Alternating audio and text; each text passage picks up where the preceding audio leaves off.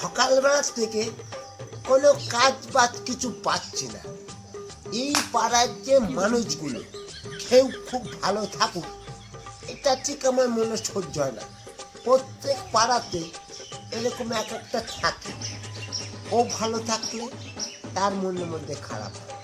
যাই কেন্টু কাকার বাড়িতে গিয়ে একটু অশান্তি, একটু ঝামেলাটা পাকিয়ে আছে।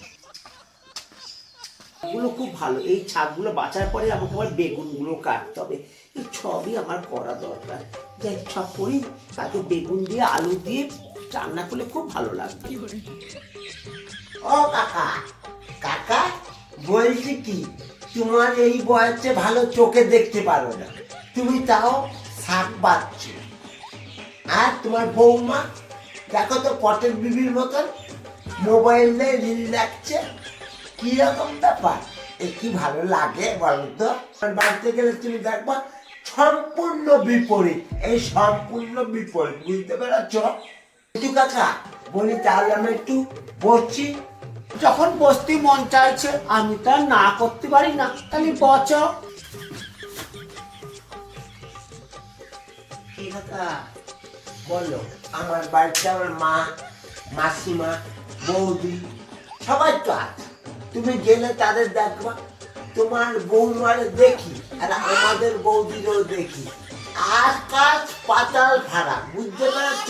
এরকম ভাবে মাথার চুল লাগছে, ঠান্ডা দিয়ে মোবাইল দেখা, এসবগুলো কিন্তু ঠিক ভালো লাগে না কাকা।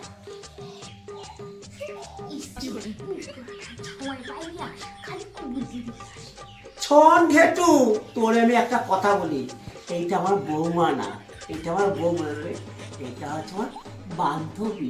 বান্ধবী মানে বন্ধুর মতন, আমরা সব কিছু শেয়ার করি, কথাবার্তা। এ আমার বৌমা না রে, বৌমার নামে কিন্তু আমার বন্ধু, মানে বন্ধু যারে বলে। মন থেকে বললে আমি তোমার বন্ধুর মতো। হ্যাঁ হ্যাঁ, মন থেকেই বললাম। আমরা আমাদের মধ্যে কোনো ভেদাভেদ নেই রে, আমরা বন্ধু, আমরা বন্ধু। আচ্ছা কেলটু, তাহলে আমার জন্য একটা কড়া করে কফি করে নিয়ে আয় তো। তাই বলি কেলটে কাকা, বৌমারে মাথায় তুলো না।